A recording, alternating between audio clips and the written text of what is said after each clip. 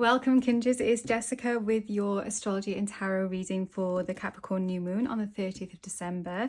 This reading is valid for the entire moon cycle, so from the 30th of December when we have our Capricorn New Moon until we get to the 29th of January. So it's almost the entirety of January. This is the new moon cycle that is going to take us from 2024 and into 2025. So buckle up, this is going to be a fun one, an interesting one. I've pulled out my Tarot of the Sorceress, which I don't use that often because it's kind of hard to shuffle, but it was the one that kind of jumped into my hand to do the reading for this moon cycle. So that's interesting in itself. It's the subtitle on this deck is A Witch's Wheel of the Year. I'll make sure I link this deck in the video description as well if you're interested in the deck. So I've got the chart for the new moon here. This is a birth chart for the new moon. It is a Capricorn new moon, which means that it is ruled by Saturn. So we'll be interested to look at what Saturn is doing here in the chart. But there are quite a few kind of big and long-lasting influences that are going on. Things that are going to carry on into the new year, which kind of makes sense, because we've got this moon just happening just at the end of this year. It's at the threshold, this moon, before we step into that next part of the year. And Capricorn as an earth sign, as the cardinal earth sign, is very much about kind of like creating something practical, something tangible that we can work on. This Capricorn new moon is always, like every year, really on point for goal setting and things like that we do when we get to this point of the year. So it aligns with that for sure. I have been working through my Vision Your Year workbook, which I've created for you guys. I'll make sure I link that down below as well.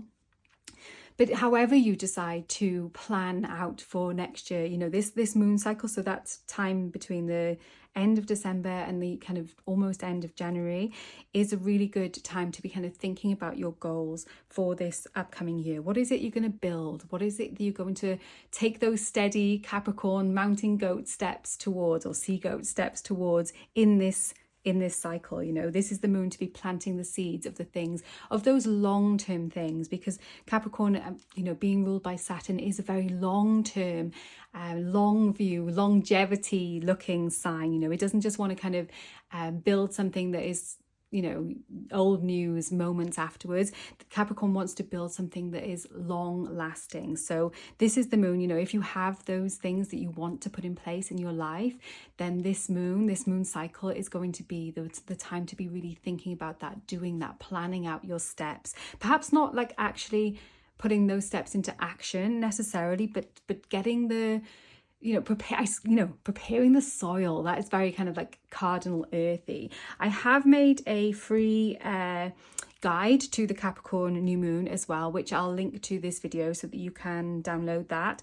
It is like, that's kind of like a generic, that Capricorn new moon is like the guide is relevant, gives you like journal prompts, ritual suggestions, and like a little sign by sign horoscope for the Capricorn new moon. But that guide is relevant to all Capricorn new moons, whereas in this reading we are looking at this specific one that we are having at the end of 2024, taking us into 2025. So let's look at it then. Let's look at this specific moon. So when we have a new moon, we always have the sun and the moon together in the same sign. So here they are at 9 degrees of Capricorn together. So if you have, like, if your sun is in Capricorn, or if you have many planets in like Cancer, say, or any of the cardinal signs, really, the other cardinal signs, this moon is going to be especially kind of activating for you. So there they are, the sun and the moon together. But they're not actually all that connected in with some of the other things that are going on in the chart, apart from they are, if we look at this like blue sextile line that is happening here, they are connected up to the ruler of this moon. They connected up with Saturn. So I do feel like, despite the other things that are going on, which, like, if you're into astrology, you probably will have been hearing about like that Mars-Pluto opposition, which we will talk about, and the Saturn-Jupiter square. There are these configurations which are going to carry over into the new year and be like impactful as we are in that first part of next year too. But the fact that we have this sun and moon and they're connecting up to this Saturn, which is, moving direct now in Pisces, I feel like there is the opportunity to put dreams, we're thinking about Pisces, watery dreams, our intuition, our emotion, you know, our like that fantasy element of Pisces. We can take those fantasy elements, those ideas, and we can start, like I say, to like plant the seeds of these big things, of these big visions. So I actually think this new moon, despite the other stuff that is happening around, you know, this moon, if we can tap into that dream energy and also that Saturn, let's put the structure in place kind of vibes, it is actually a really good moon for building on those things. It's supporting that. Like I said, perhaps not action oriented just yet, you know, like we have got Mars retrograde, and it is opposing Pluto. So that Mars-Pluto opposition, which we have had already this year, and we will be having again next year, you know, this story is ongoing between Mars and Pluto as we go into 2025.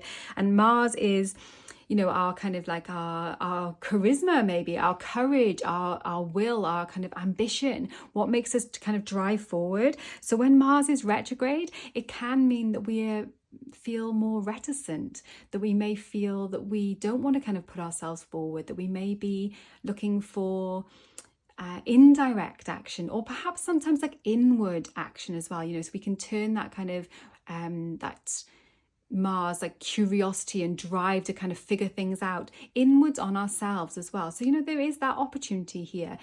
Like I said, it's not a kind of like, let's push forward in the outside world, but perhaps we can push forward in our own inner world. And we have this opposition, like I say, to Pluto, which is now in Aquarius, and will be staying in there now, you know, for a long time, for like the next 20 years. So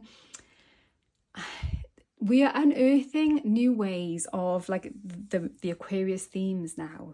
We are unearthing new ways of communicating. We're unearthing new ways to be in community with each other. Like community is something that is so important to me. And if, you know, like if you are a regular here, then you'll know that, you know, like this Jessica and the Moon is not about me, is about the community.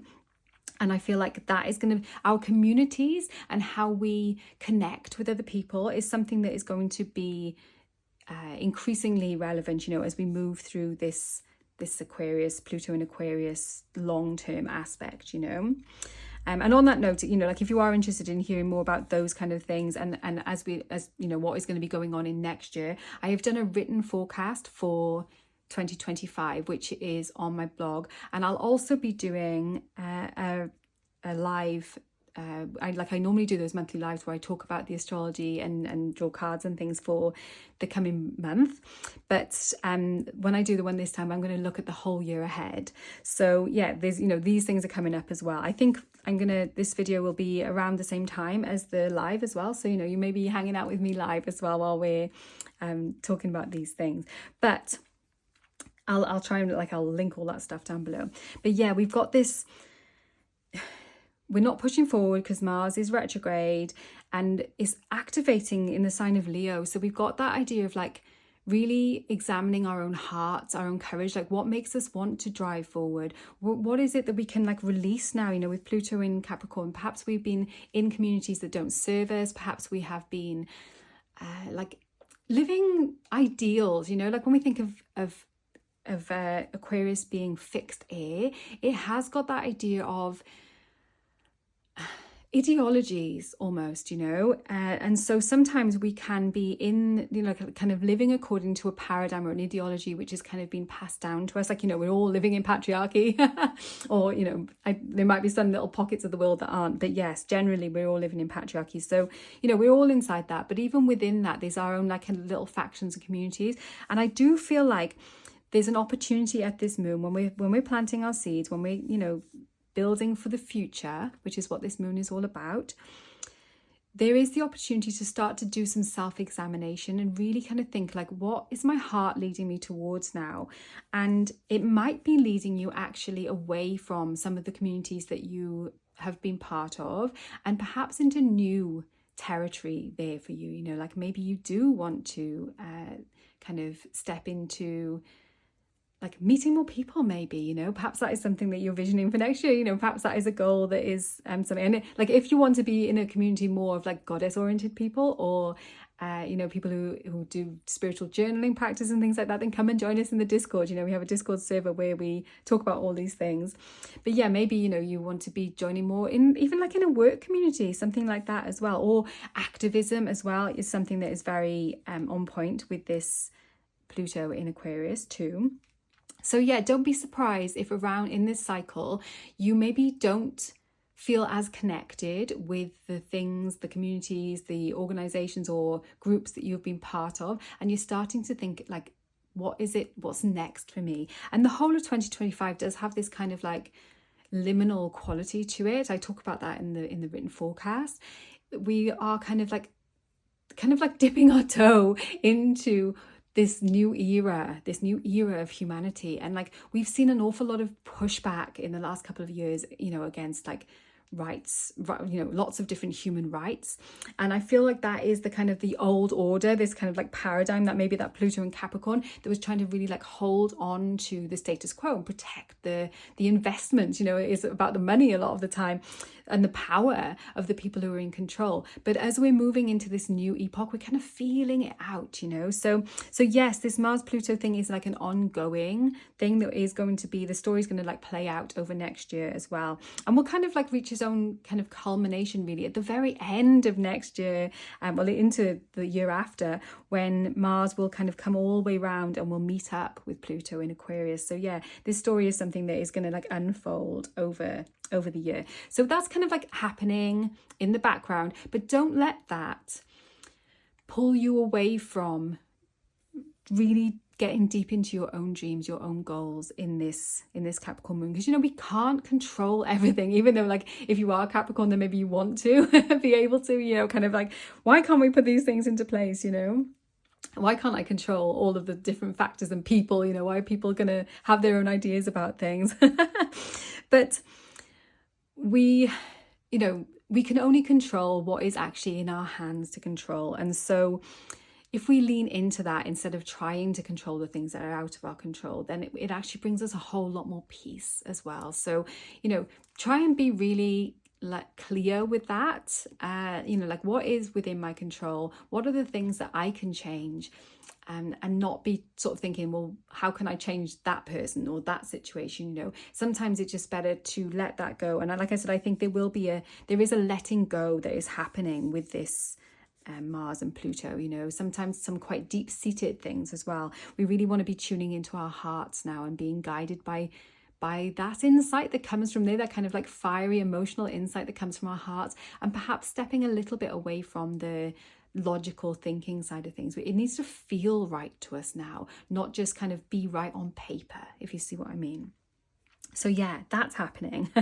We've also got this pattern, and we've got a T-square happening here between we've got Mercury down here in Sagittarius, and we've got Jupiter up here retrograde in Gemini. So Mercury's direct now, so we have got that, you know, going our way, really, you know, like helping to kind of push things forward. But they have got mutual reception between these two planets. And I've been finding like this whole theme has been very much about it's almost like very activating, you know, with so many ideas, so many thoughts about how we can move things forward. And so I think that is going to be something that, you know, like you might find you've almost got like too many ideas, too many goals, too many like things you want to change in your life. And how do we like filter that through? How do we process that?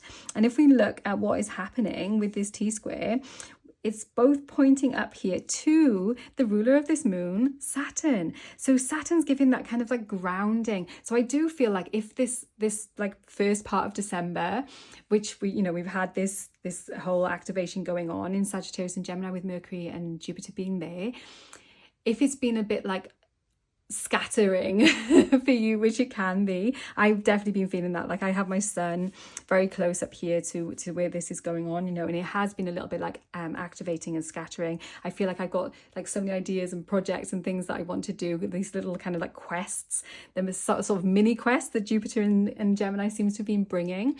And it's been hard to be able to kind of like find a calm, grounded space to actually sort through these ideas and be like, okay, which ones of these am I actually going to do? Which ones of these are actually just like not for me, you know? And so there's an opportunity to filter this now through that grounding energy of Saturn and allowing us to to actually choose, you know, what it is that we're going to look at in this new year, because like, we are just people, and we literally just can't do all the things. Like, we can do lots of things, but not all at the same time usually, you know.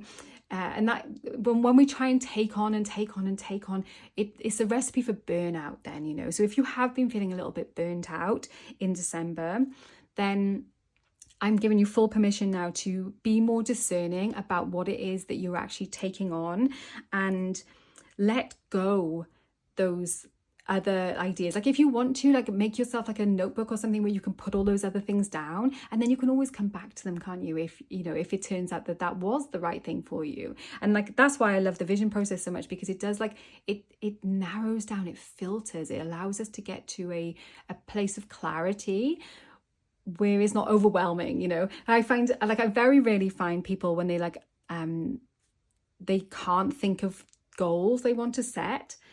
It's usually the case of like, I've got too many ideas about things I want to do, and I need to kind of filter that down. So, you know, that is the process that we can do at this new moon.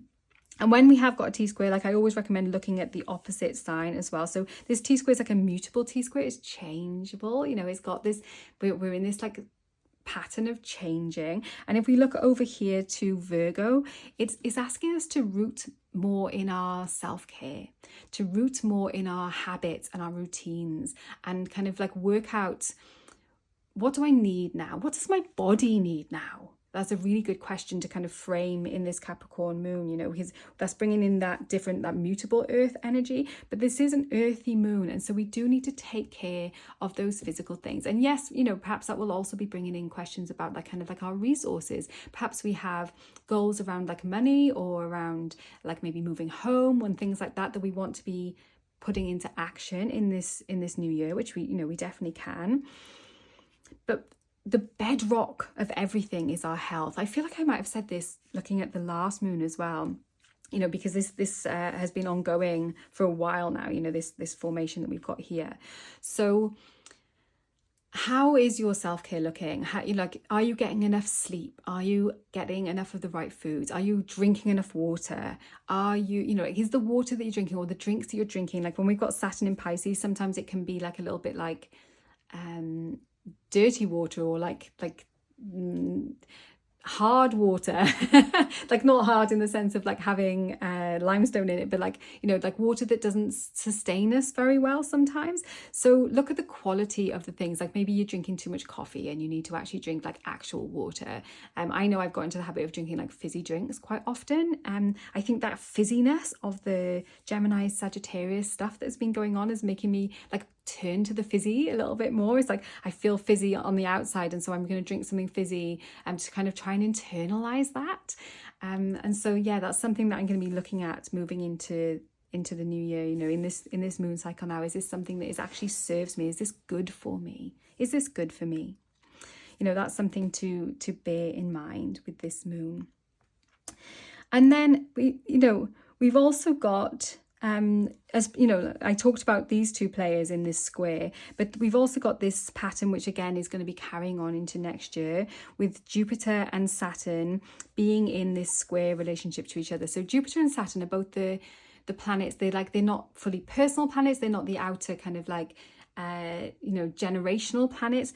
They're kind of like in between those realms. And when they are in like kind of in a tense aspect to each other, like they are with this square, then usually there's a push and pull between what Jupiter is asking us to do, which is always to expand, to grow, to broaden our horizons, and what Saturn is normally asking us to do, which is to contract, really, to kind of like let go of things, to be more discerning about how we structure our lives, how we live our lives. And so when these two, like I say, kind of come into this formation with each other, then, you know, there is that push-pull really between those two parts of our lives. And isn't that interesting that is happening as we get to this end of this year now, and we're starting to think like, what's next for me? What is next for me as we go into this year? So yeah, this moon has got so much potential for being a really practical, grounded moon that allows us to set plant the seeds really of what we want to build in the, or what we want to grow, to cultivate, you know, if we're talking seeds, into 2025. And it's also got some of these like patterns, these aspect patterns, which are going to be features of, especially of the first half of next year. So lots of like previews really of what is to come.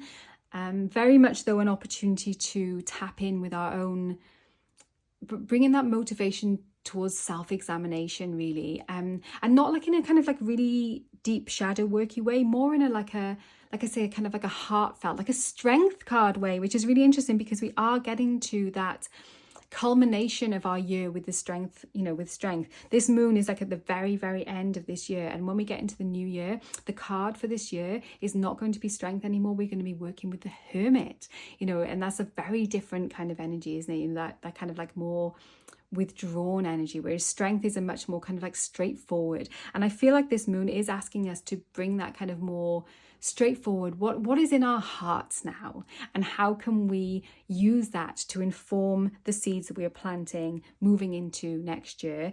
And always bearing in mind, you know, with this T-squared, that we need to be thinking about, we need to also cultivate ourselves, our health. You know, that is the bedrock that all of this is built on. You know, we can't be setting goals for doing this, this and this if we're burnt out and we're, you know, like only gonna a couple of hours sleep at night, or we're, you know, just, yeah, you know what I'm saying. It's the same old stuff we hear from everywhere, and it's very easy to just hear it and not actually do anything about it. But if you can, please do. You know, that is something that our goals can't take root in the soil if the soil is depleted, you know. And if our soil, you know, using that metaphor for ourselves, is depleted, we need to enrich it again. So we need to be looking for ways, like I talked about this with the last moon, like looking for ways to enrich ourselves by doing like kind of creative projects and things like that. And hopefully you have been playing with that. But I feel like with this moon, it is more about like literally the physical enrichment. We need to be getting enough rest. We need to be getting water. We need to be getting exercise. We need to be getting good food. You know, those really kind of like simple basics that, you know, we're privileged, most of us, you know, if you're watching this video, to have access to those things. Let's have a look at some cards then, which will help us to build on this even more now. So what has this new moon in Capricorn got in store for us, and how can we work with this energy?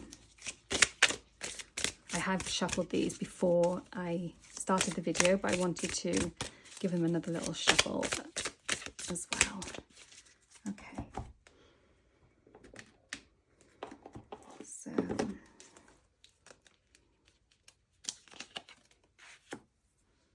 okay, so we've got the Knight of Water.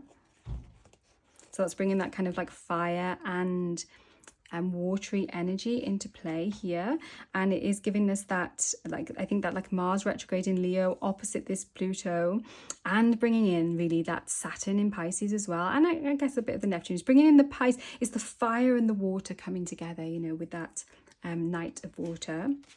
And then we've also got the King of Water. Interesting. So two watery emotional cards to go alongside this this Capricorn earthy moon. When we get the King of Water, sometimes it's bringing in that earth element with the water, so it's bringing like earth and water together. So you know, when I was talking about really being like making our choices from our hearts, from our emotional place, you know, from that kind of like gut knowing, that gut feeling that we have of whether something is right for us, then, you know, this, having these cards come out, it's like we are doing some reflection now on our, like, what kind of enlivens us on our kind of, on our quests, you know, on what it is that we want to bring into the world, how we want to feel in the world. Yeah, that's a really good question as well with this moon. It's like, what is the you know, we're talking about things we're building, that we're creating with this Capricorn moon, but there's no point in like kind of accumulating, like, you know, sort of just accumulating riches for the sake of riches. We want to be kind of accumulating, building something that is actually meaningful, that is actually useful, and that is actually connected with who we are, how we, you know, something that's going to make us feel good. So tapping into that idea of feelings, and definitely like our intuition as well. It, like, if we look at this shell on this card, it's like just lift it to his ear, and the shell will speak and will say, this is the way forward for you now. You know, it will tell him the mysteries. And it's a really good moment as we step into a new year as well, to really kind of like embed ourselves in where we are and where we want to go, and to allow the opportunity. Like lots of people do end of year divination, and I think like these cards coming out is a really good sign that our divinations at the end of this year will be potent. You know, that shell just like kind of jumped out at me. It's like an ear. It's also like a vessel, isn't it? You know, it is a cup, a king of water, but it's a sacred vessel that is allowing us to receive sustenance, drink water. You know, we already talked about this, but also as we drink that water, to actually receive the insight, the wisdom, but not like I was saying from the head, but more so from the heart, that intuitive, that felt sense. So yes, if you're going to be doing divinations, especially perhaps astrology, you know that it did come up with this card here. And I do have an extra addendum actually to this workbook as well, which focuses on the astrology and helps you to kind of like work through your own personal astrology for the year ahead.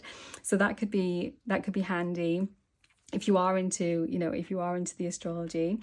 I'll try and link that as well down below.